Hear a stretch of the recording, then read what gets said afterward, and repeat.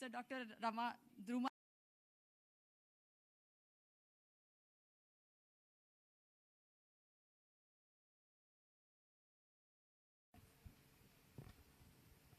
May I request ARS?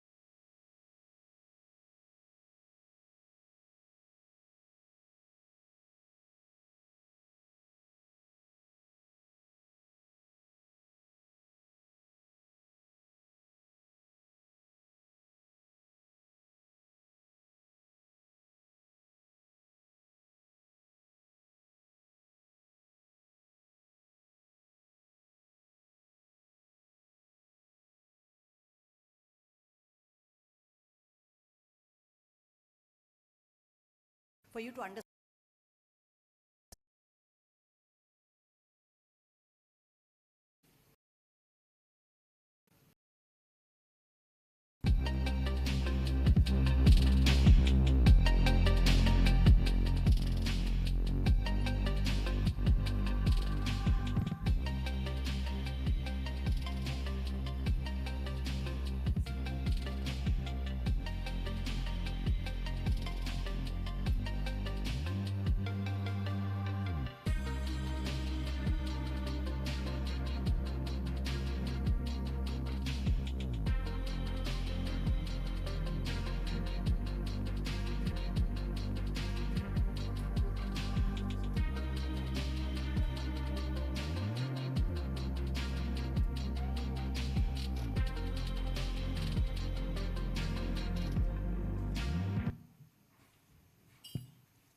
Thank you, Vamsi. Can I have a hand mic, please? Thank you.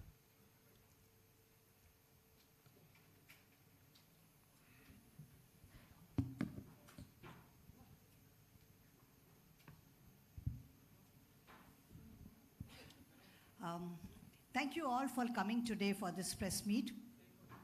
This is a meeting where we wanted to interact with all of you to discuss and make the public aware as to what we are talking about, robotic surgery, and that also in gynecology.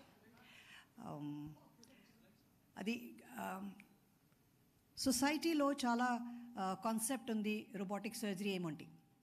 Adi robot surgery chestunaru, surgeon surgery chestunaru, adi chala confusion. But robotic surgery does not mean that there is any robot. I'll just take you through some of the slides. Can we have the presentation, please? I'll take you through with some of the slides and some visuals for you to understand what we are talking about when we talk about robotic surgery. So the future today is minimal access surgery. Chinna hole nunchi surgery cheyali. Pedda cut chesesi surgery chevadu. So in that, if you understand, for me and for most of my colleagues here, when we started our surgical career 25 years ago, we were all used to this kind of surgery.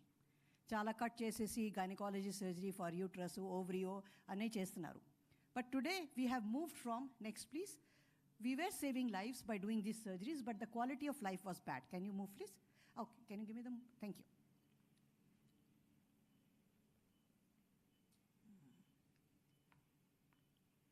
So the patient ke chala kashtam.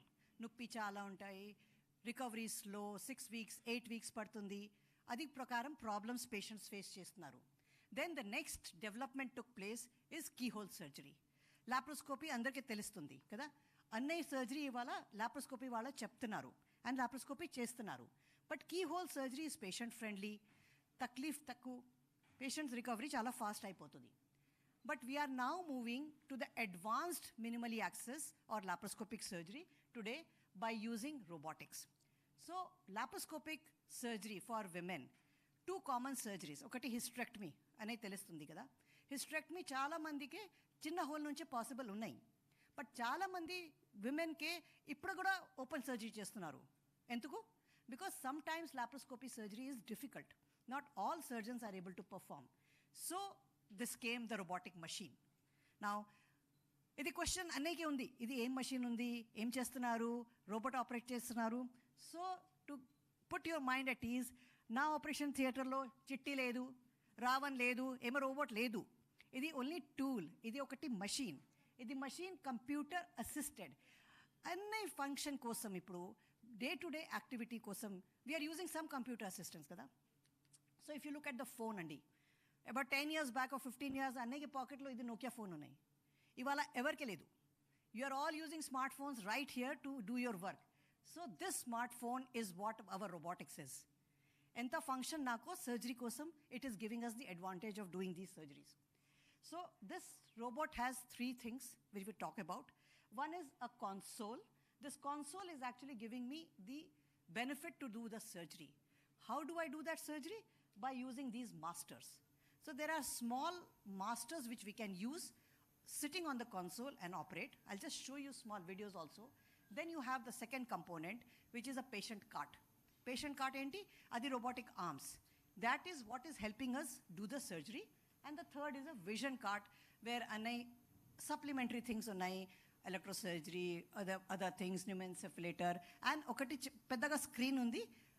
Annai vallu, my team can see what is happening during the surgery during that.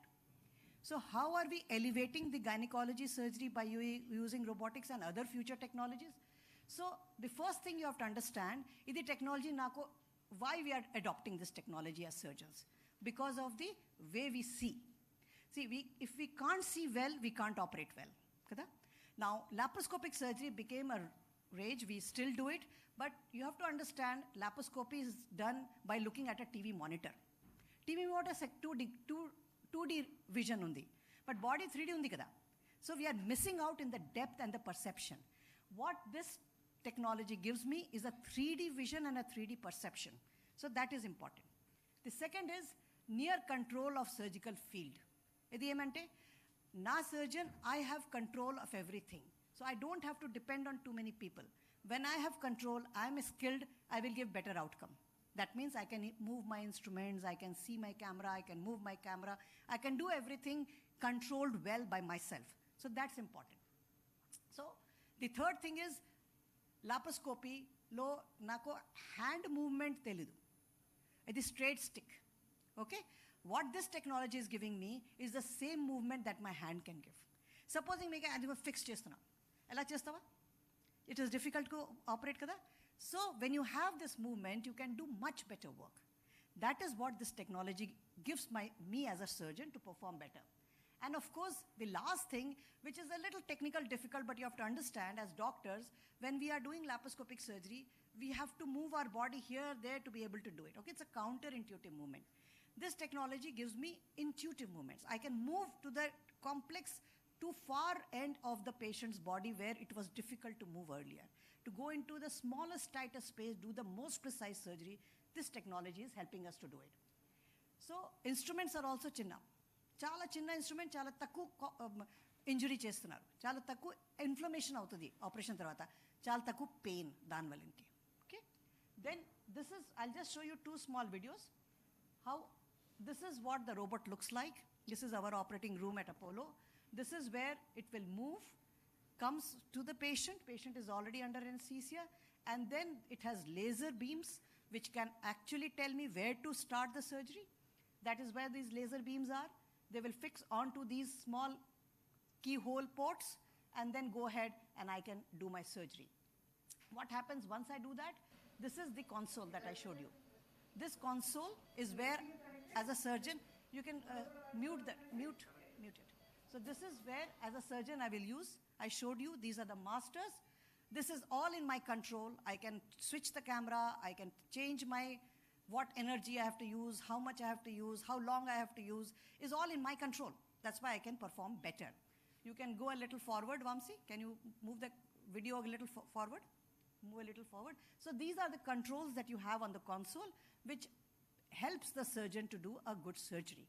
Next, please. That is the look of the operating room. I want you to see something. See, there are so many people next to the patient, but hardly anybody needs to do anything. because everything is in surgeon's control. And that is giving the advantage of doing very good and precise surgery for the patients by using this robotic technology.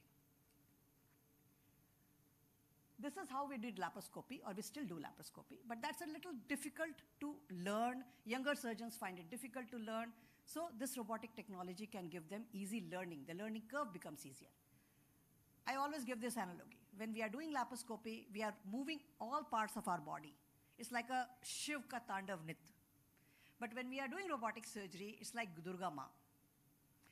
You are quiet, you are focused, you have multiple hands, you can do the job, still kill the demon, right?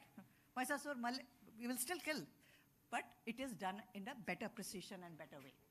What about adoption of some newer technology? Robotics, you have been hearing, you know about it. I just wanted to give you to understand better. But there are new technologies, new things coming up with this robot. And then if you understand the adoption, if you look at the US data, the adoption has become very high. I will give you some Indian data. This is our multi-specialty study across the country, which we published across 4 hospitals across India. And we found, and you can see the total number of cases across each year has gone around, both in cancer surgeries and in non-cancerous surgeries in women. So the adoption of robotic surgery, you can see, has become very high. And it is becoming more and more adaptable and popular. This is a single center, our hospital in Apollo, my personal data, where you can see across from when we started in 2012 to 2021 data, every year there has been increase in the number of patients that are opting, and as surgeons we are recommending to do. What are the future holds? We can do some 3D modeling. We can make 3D printing of these patients before we do surgery to do much more precise surgery and use it with robotics. We can use enhanced molecular imaging. We can use some dyes. That dye will tell me where is my actual disease when I'm operating. So it guides me how to operate, so I don't operate too much. I do precise surgery. We can use virtual reality now in our OT, where doctors can wear VR set and exactly see what is happening in this 3D vision. So these are all the adaptabilities with which, and of course you can also have immersive learning where somebody is operating somewhere else. I can wear a VR glass today here in Hyderabad or Mumbai and watch the same surgery with the same intensity. So there is cross-learning, sharing of knowledge and things which we can do with these technologies. We are also doing this kind of teaching with VR sets. Back in our hospital also we have started, and you can see we can take students, that's me teaching them, of how to do some kind of VR assessment. So how can we help women? So that's the bottom line. Where is the patient? Where are the women in the society who are going to benefit? The first thing I'll tell as a gynecologist, and I feel we have done a lot for them, are women who suffer from infertility. Fertility is a very important factor. It's a social issue as well. So things like endometriosis, fibroids, tubal problems are all surgical problems. If we treat them well with the use of robot, they get conceived on their own spontaneously much better. So that's the first group of ladies we can help. Second is, I mentioned hysterectomy, common surgery.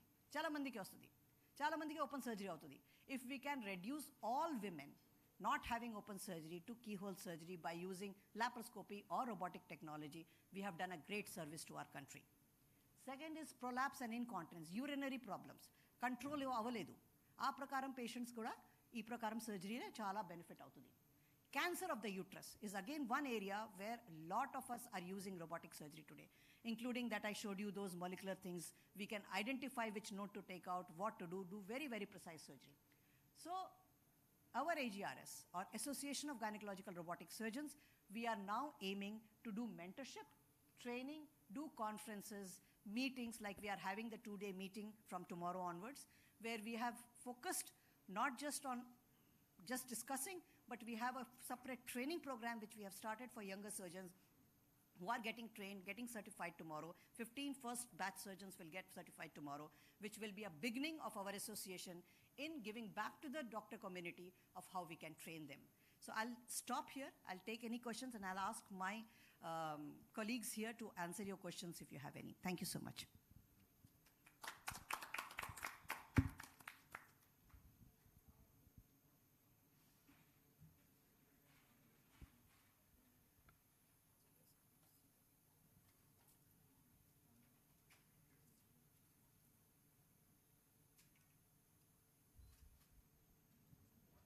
We are open to any questions.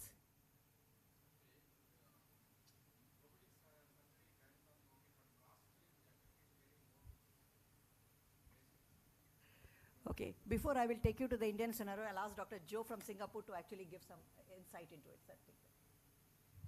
Okay, so I think the issue of cost is always first and foremost in every patient's mind, okay? And it comes down, at the end of the day, put it this way, telling a patient that they can't have robotic surgery and they have to have an older form of surgery is like telling your child you cannot have a smartphone, you have to use an old Nokia phone that still uses 1G or 2G, a 2G network, right? So we understand that the cost of technology over time will decrease significantly. And now more than ever in the evolution of robotic surgery, we are going to see the cost of robotic surgery drop drastically. Why? Because obviously there's market competition. So that's one factor. The other factor, of course, is how the robotic surgery is financed or charged by the hospital institution. So one of the things that we'll be discussing at this meeting is how to change the mindset of a hospital administrator in terms of how they charge for the robotic surgical service. So a key part of the robotic surgical service has always been that it's a premium service. So a premium is charged by the hospital to use it. But once the hospital realizes that this is actually not a premium service, but actually an efficiency tool to provide surgical service more efficiently, so patients don't have to wait as long to get their surgery because you can do more surgeries in a day than traditional forms of surgery, and that it's an assistive technology that the hospital is using.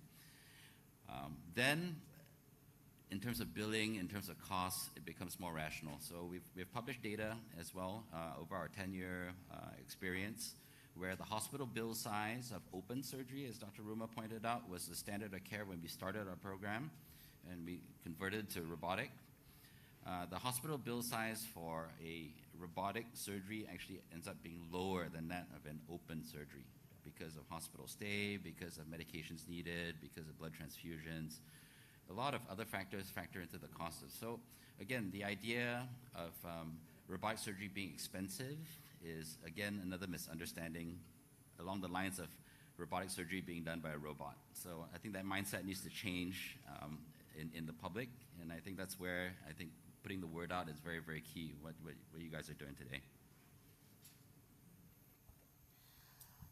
When we are looking at the Indian scenario, any patient going through the open surgery, I think it takes time for the patient to recover. Patient is in the hospital for a much longer time.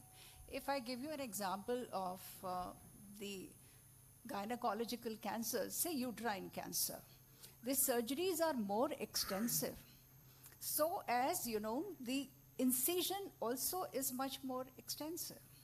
Most of the time, these patients start orally on day 2 or day 3, and we are able to discharge them around, say, day 5, 6, or maybe 7.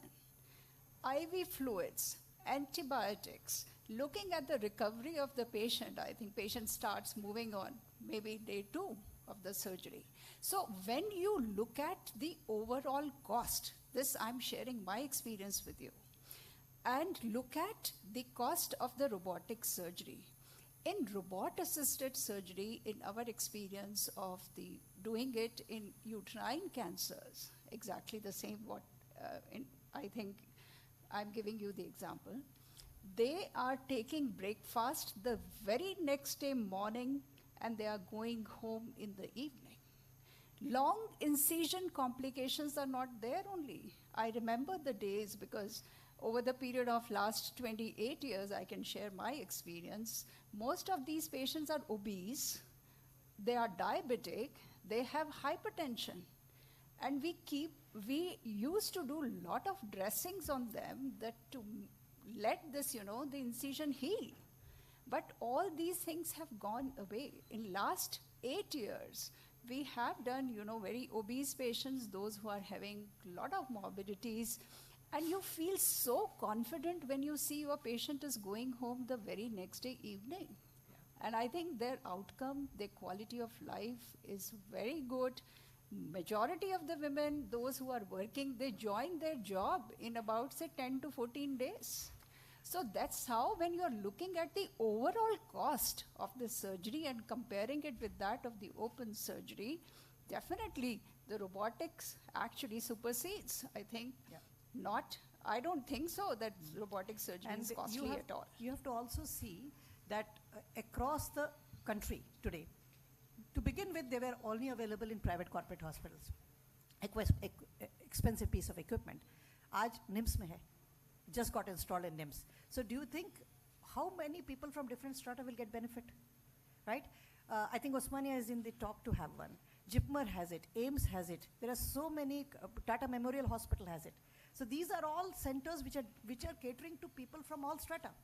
So the benefit of technology should not be denied just for the cost. Although cost does get sorted out because of the overall, if you look at the larger picture. But even on the payment day, I think we will be able to give this technology to many more deserving women. And I think that deserves mention and discussion. Yeah. Hi, ma'am. So Hi. here it is, you just spoke about the availability of equipment even in government setups. So like what is the number of trained gynecologists who are able to use it? Yes, that's a very good question. We have limited number of gynecologists who were exposed to it and trained.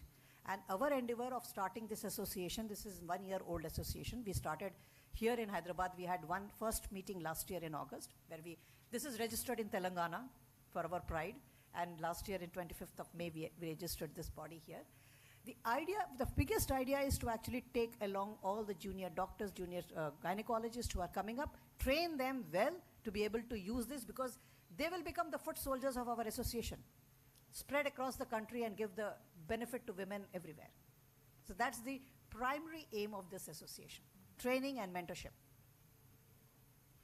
And also, like, how much time does it take? Because the equipment you showed looked a little complex. So Okay. I mean, How much time you will take to get to know how to use the features of a smartphone? So learning the tool is not difficult, but using it safely on the patient requires training. That we must understand. Reliability or responsible deployment of people to use this technology is very important. That is where our role is. That is where we are taking it very seriously, to make sure the doctors who are coming to do this are well trained, credentialed by their hospitals, they have mentors, and they have other supporting staff to help them. So these are very, very, to build an ecosystem and a team for them to do their work. Very important. Hello, ma'am. Hello, ma'am. I have a doubt. Like, if there is any technical issue, like for example, when you are operating on a patient, if there is any technical issue then of a robot, then how will you manage it? Okay. You are seeing the robot today, but we are using any form of technology in our surgery for many years now. And any technology can have a technical error, agreed. But in my experience, and I will ask my colleagues here, I have been doing this robotic surgery since 2012 at Apollo Jubilee. I've never faced any technical problem. It's such a robust and dependable technology. So I'll ask Dr. Tony from UK if he had ever, Dr. Anshu from Mumbai, and the rest to say if they had any, and once in a while it can happen. But there is very good support system from the companies who deal with these instruments, and they respond immediately, and we can help. Anybody has anything to say? Dr. Tony, Thanks, please. Ruma. So, no, you're right. It's the robot, like Ruma and my colleague just saying, it's an instrument, you know. So we've been doing keyhole surgery for a while. The first laparoscopic hysterectomy was done 1989. Yet it depends where you live, and even within the same country, which area you live, you could still have open procedure. Why? There was challenges, you know, with keyhole surgery, ergonomy, and this is where the robotic platform, all it is a laparoscope, but from the surgeon point of view, you're ergonomically well seated, you know, because we know from the evidence, the longer the procedure, the more tired the surgeon. This is where you start making mistakes, you know. So if you're sitting comfortably, and I'm not saying the robot just to benefit to the surgeon to sit, but more complex, long procedures, you know, you'll do less mistakes. The robot is nothing different than another instrument. The surgeon has to be trained, like your colleague saying there very rightly so. It is an instrument, but it's a massive instrument. So if you don't use it well, you could do harm more than a small instrument, you know. So You have to learn about how to use your instrument, and you need to learn how to troubleshoot if problems occurs, and sometimes they do. Like Ruma said, it's a machine. You go buy a toaster, and sometimes it doesn't work. Hair dryer doesn't work, but you learn. Robotic surgery is very safe. It's more safer than standard laparoscopy. Why? Because things do happen, not necessarily from the machine, but from your assistant. So if I'm doing an operation, complex operation, my assistant holding the camera, but he or she fainted, they'll take the instrument with them. If they're holding on to something, they'll pull it with them.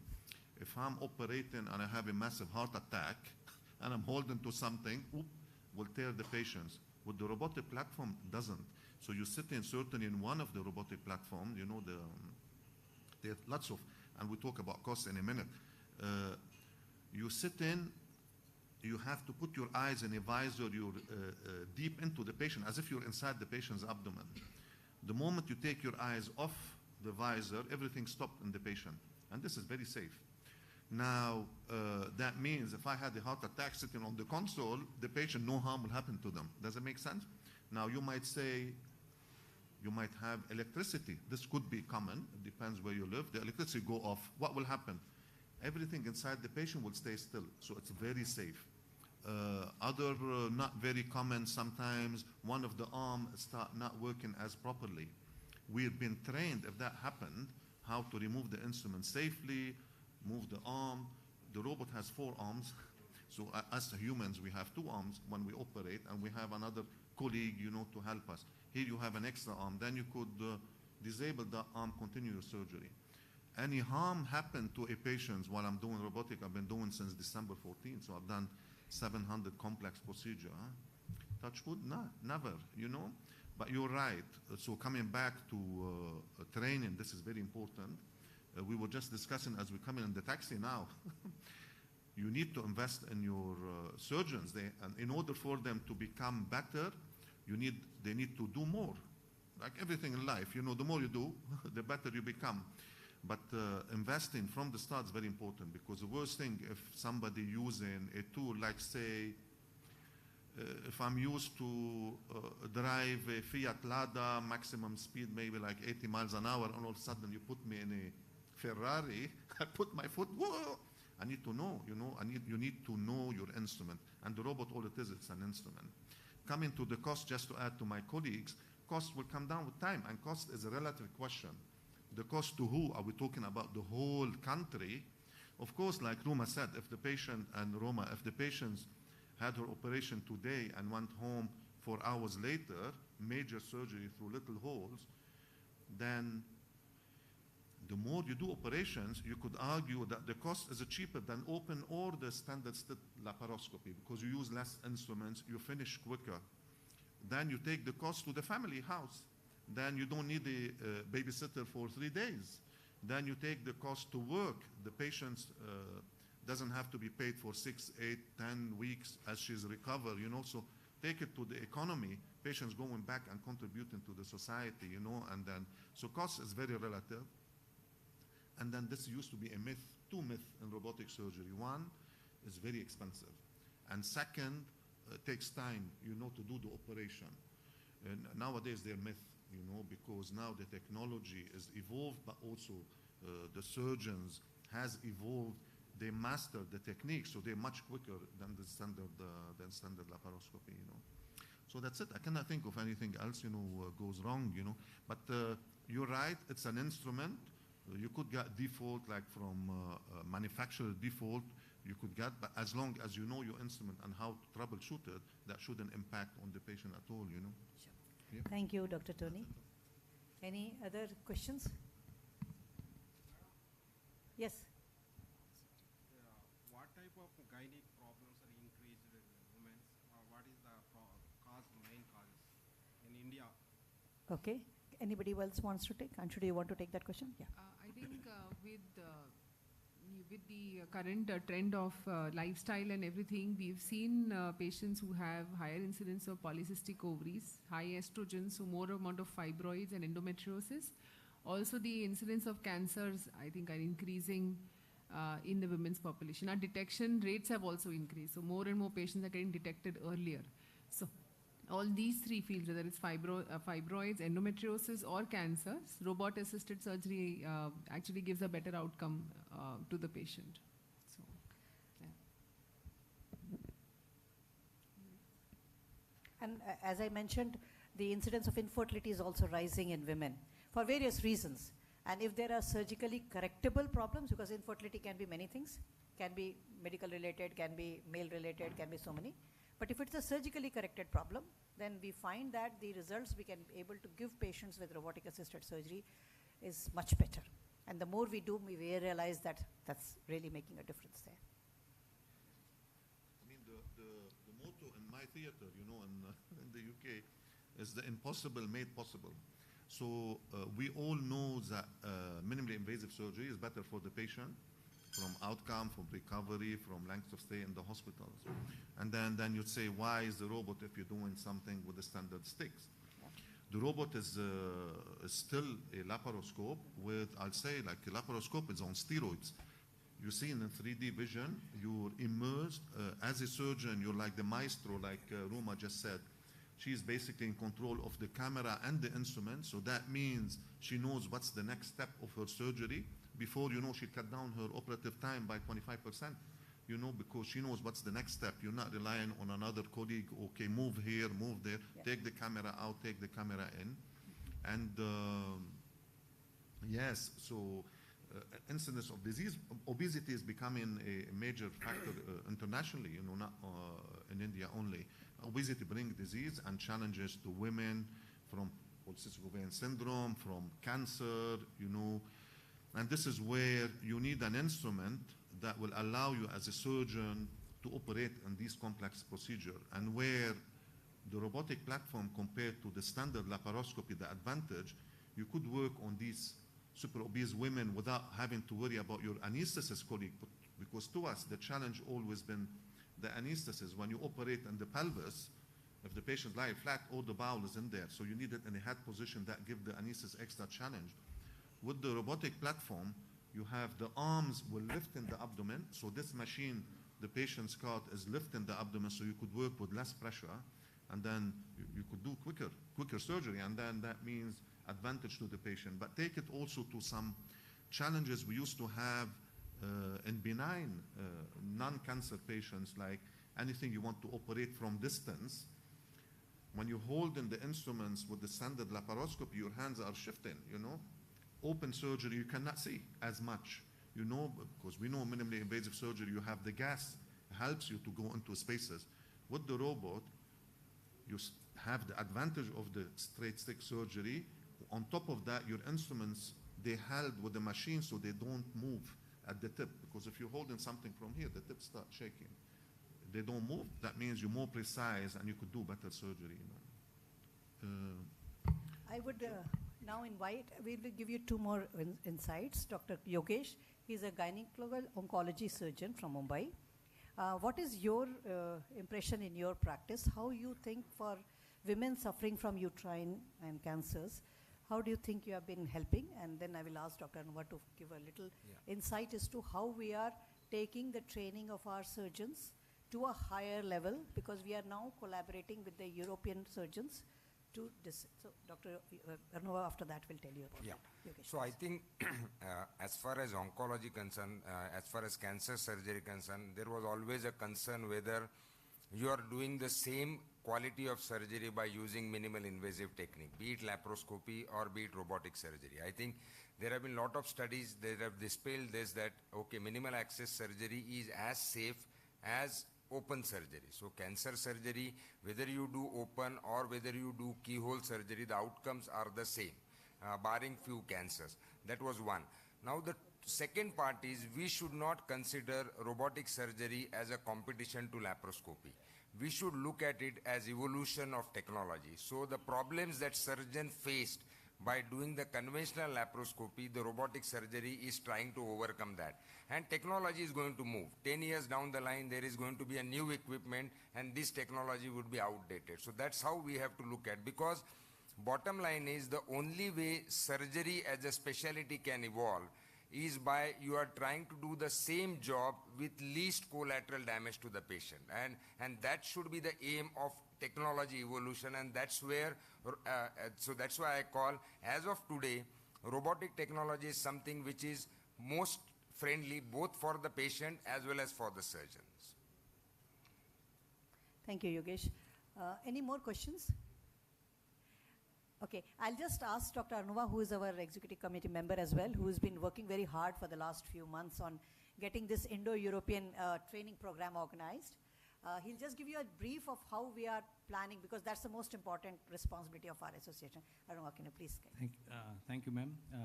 Welcome, everybody. That is the information about it. Yeah, good afternoon, everyone. So, yeah. Okay. Just to answer his question about training, I will like to add one point over what they have said, that a very important point is that training a surgeon for robotic surgery has a much shorter learning curve than in laparoscopy. It takes less time to produce a good robotic surgeon than a laparoscopic surgeon. A laparoscopy training, to master a surgery in laparoscopy, takes many more years of time than to do it in robotic, because of the ease of operating and also the way it mimics open surgery. That's why it is much easier to learn. So even some people say that you can move from open surgery to directly to robotic surgery without going through laparoscopic surgery. So when we hatched this plan of this program, which you see on the screen, we had the issue in hand that what he asked, what about training? You have the technology, you have the surgeons, who will train them? The major problem of training in India, or rather I will say worldwide, was access to training. There are many surgeons who are very eager to learn new things, but they don't have the access to training, because the system that is persisting in most part of the world is that you get to train when your hospital has a robot. And your hospital administration decides who are the surgeons who are going to go for training. There will be maybe 50 surgeons in a hospital. All will not get the chance to get on the robot, but all of them may have the wish to do so. And that is where we thought that there is a role as a society to give it back, just like Madam said. And we thought that we should take advice and guidance from a society who is already doing it for a few years earlier.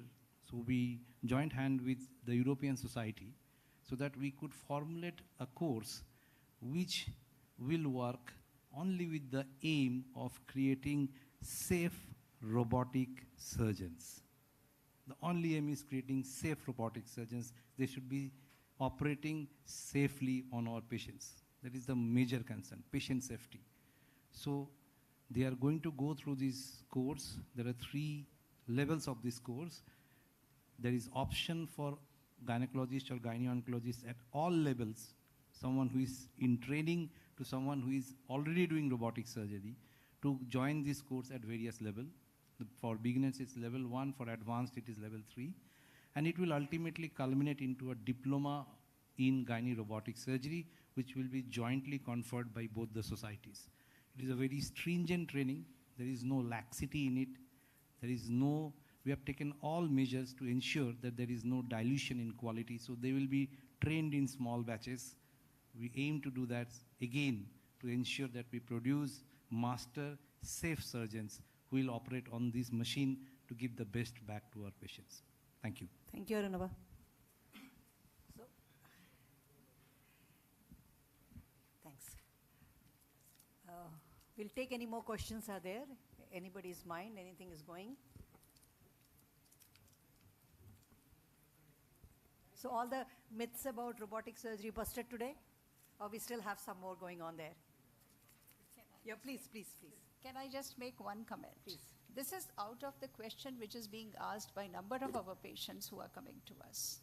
Does robot operates? Right. Robot is doing the surgery, robotic surgery. So in fact, it is the surgeon who is doing the surgery using the robotic system.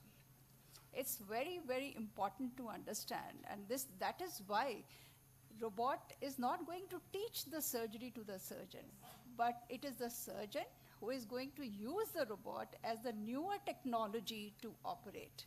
And that is why these courses are important, where we are letting the surgeons understand the technology for the best use for the patients. I totally agree. Robot is just a tool. It cannot teach you surgery. You cannot become a better surgeon just because you had robot in your hand. No. We have to learn our basics of surgery, anatomy, learning. So it's a long process. But yes, today simulation, using of other things, does give an edge to younger surgeons to learn it faster than just observing a senior surgeon and learning over years. So we'll benefit that way. I'll just make two please. very quick supporting points to excellent points that have been made by my colleagues. First is in terms of training. You were asking about training. Not only is the learning curve not as steep, but the training yield. So in any training program, you always have to look at the training yield.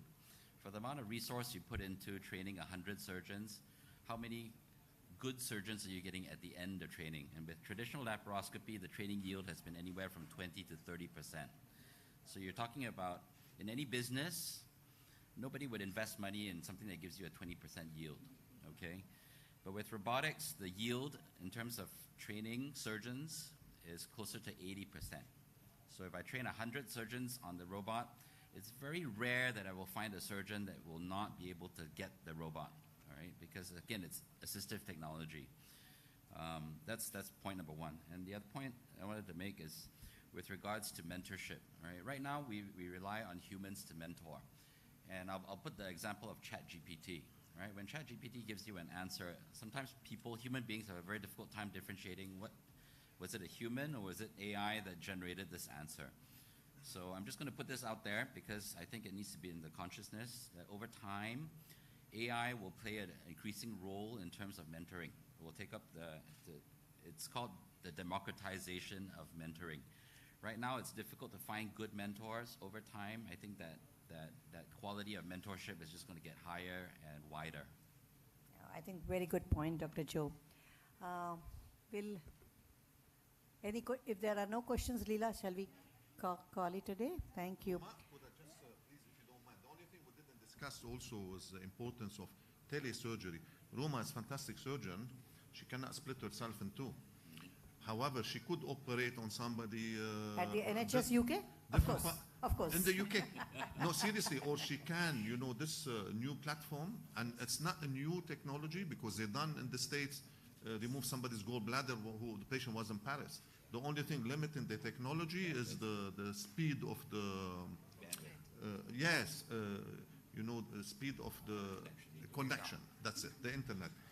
Because if it's less than 200 milliseconds, isn't it? Speed, then you cannot see the bleeding as quick. So really that revolutionized, brought experts, to different area where it's not available. Absolutely. And then it's really, it's only the start of the journey, That's the future. Today we are in telepresence.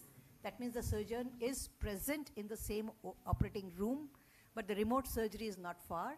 I'm sure in a few years' time we'll have another such face-to-face meeting about that as well. Thank you so much.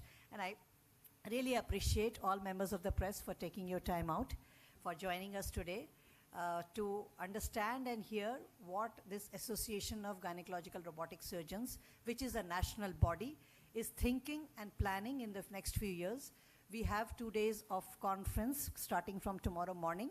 It's a very dedicated conference, starts at 8 o'clock in the morning and ends around 6 in the evening. So you can understand there's a lot of teaching going on there. We have an inauguration happening around 12, where Mrs. Sangeeta Reddy, the Joint Managing Director of Apollo, and Mr. Jayesh Ranjan, IAS Secretary of the Information Technology, will be inaugurating our meeting. I invite all of you to be there for the inauguration ceremony tomorrow around 12. And the conference will continue on Sunday, and it ends on Sunday. We will be giving our first set of trainees, first set of surgeons who have got trained with us, the certification on Sunday at the valedictory. Thank you all for coming today, and I really appreciate your time. Oh, okay, so this meeting is at Sheraton Hotel, Financial District, at the Gachibowli. Yeah, that's tomorrow. Thank you all. Namaste. Thank you.